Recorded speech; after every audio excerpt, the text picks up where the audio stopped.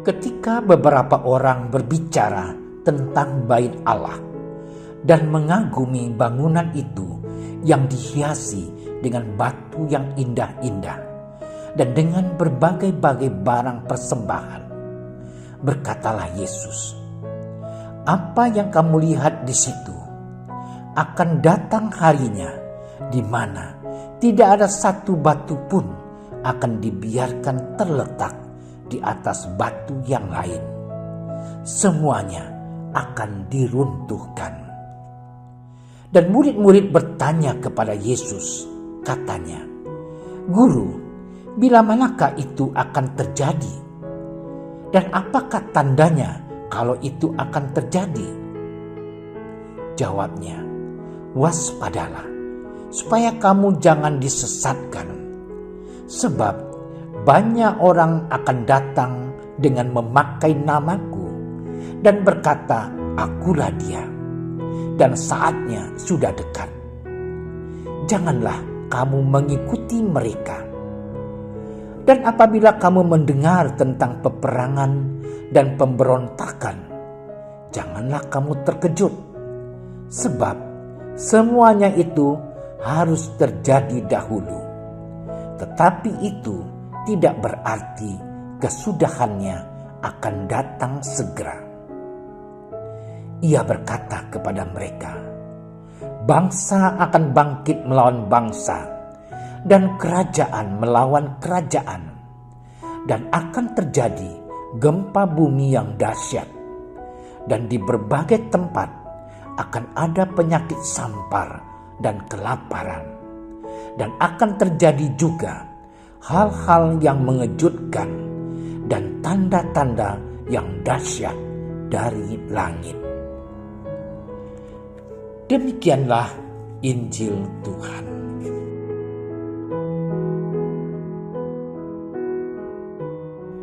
Saudara-saudariku yang terkasih, akhir-akhir ini tanaman janda bolong, dalam bahasa Latinnya Monstera adansoni, menjadi fenomenal.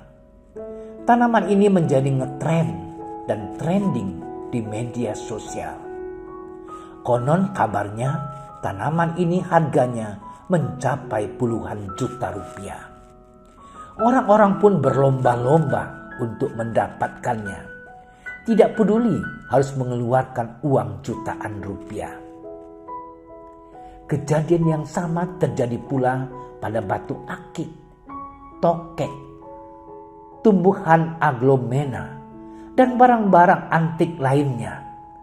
Orang-orang berlomba memburu benda-benda itu. Bagi para pemburunya, memiliki barang itu adalah prestise tersendiri. Akankah si janda bolong ini akan mengalami seperti batu akik atau aglomena? Saudara-saudariku terkasih, kehidupan di zaman modern ini semakin banyak tawaran. Kalau dulu iklan membanjiri rumah melalui televisi dan koran, tetapi kini ada di genggaman Anda. Iklan apapun ada di layar handphone. Kehidupan manusia selalu berhadapan dengan aneka tawaran dan persoalan. Memang di balik semuanya itu selalu ada hal menarik dan keindahan. Dituntut kejelian untuk menyikapi semuanya itu. Dengan kejelian dan kebijaksanaan, kita tidak akan terkecoh oleh glamornya tampilan suatu tawaran. Bukan tidak mungkin tawaran dan persoalan hidup itu adalah batu ujian bagi kita. Saudaraku terkasih, Tuhan Yesus mengingatkan kita untuk berani dan siap menghadapi berbagai kesulitan sebagai resiko dari sikap percaya dan beriman. Berhadapan dengan gejolak dan fenomena hidup ini, kita diminta untuk selalu mawas diri. Kita diminta menunjukkan kemampuan untuk mengolah dan menata hidup dan setia beriman meski penuh resiko. Bila kita terbuai dan hanyut dalam fenomena yang menawarkan kepuasan sesaat dan melupakan tujuan hidup yang sesungguhnya, maka hidup ini akan terasa menjadi beban.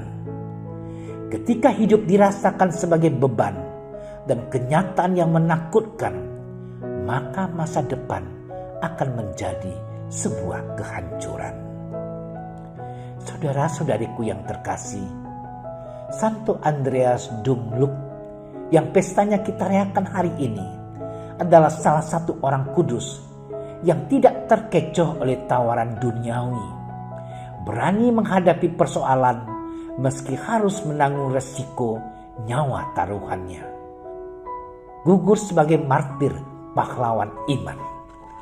Nama atau kata Andreas mungkin sudah populer, tetapi Andreas Dumluk seperti masih asing di telinga umat Katolik. Andreas Dumluk adalah seorang kudus dari Asia, martir dari Vietnam.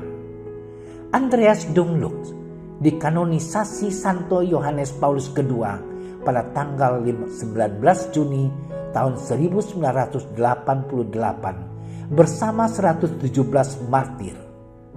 Andreas Dumluk adalah imam praja pribumi Vietnam yang berkarya bersama para imam dari Serikat Mission Entrées de Paris, MEP, asal Prancis. Pada abad 16, para misionaris memulai karya pewartaan iman dan misi Katolik di Vietnam. Tantangannya luar biasa berat. Selama 3 abad setelah karya misi dimulai, umat Kristiani terus menderita dan mengalami penganiayaan oleh karena imannya. Pada masa pemerintahan Kaisar Minmang yang berkuasa dari tahun 1820 sampai 1840, umat Kristen dianiaya hingga wafat sebagai martir. Pada masa ini, semua karya misionaris asing di Vietnam dinyatakan terlarang. Raja memerintahkan orang-orang Kristen Vietnam menyerahkan iman mereka dengan menginjak-injak salib. Kalau mereka bertahan dengan iman mereka, tidak mau menginjak-injak salib, akan mengalami penganiayaan dan penyiksaan diri hingga tewas. Maka terjadilah penyiksaan demi penyiksaan terhadap umat Kristen di Vietnam. Keji luar biasa. Atas perintah Kaisar, para penyiksa memutilasi setiap sambungan sendi tubuh, mengoyak daging dengan besi membara, dan menggunakan obat-obatan untuk memperbudak pikiran umat Kristen. Orang-orang Kristen Vietnam pada saat itu diberi cap dengan besi membara di wajahnya dengan tulisan Ta Dou yang berarti agama jahat atau seram. Setiap desa yang ada keluarga Kristen akan dilenyapkan. Saudara-saudariku yang terkasih, Santo Andreas Dumluk dan para martir Vietnam telah menderita dan kehilangan nyawa untuk mempertahankan harta terbesarnya, yaitu iman Katolik. Mereka mampu menanggung penyiksaan, percaya bahwa Yesus ada bersama mereka dalam segala hal. Para martir Vietnam sanggup menanggung aniaya yang ditimpakan atas mereka oleh karena mereka mengimani bahwa Kristus bersama mereka dalam segala hal.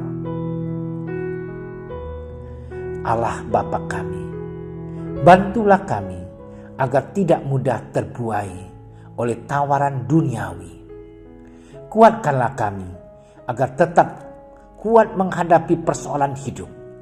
Semoga teladan Santo Andreas Dung Luk dan para martir dari Vietnam menguatkan kami untuk tetap setia dan teguh dalam iman di tengah godaan dan persoalan hidup. Demi Kristus, Tuhan dan Juru Selamat kami. Amin. Terima kasih sudah menyaksikan renungan hari ini. Jangan lupa like, subscribe, dan aktifkan tombol loncengnya agar Anda yang pertama mendapatkan notifikasi updatean renungan harian dari Komsos Keuskupan Padang. Dan bagikan ke sosial media agar saudara-saudara kita dapat mendengarkan dan merenungkan firman Tuhan.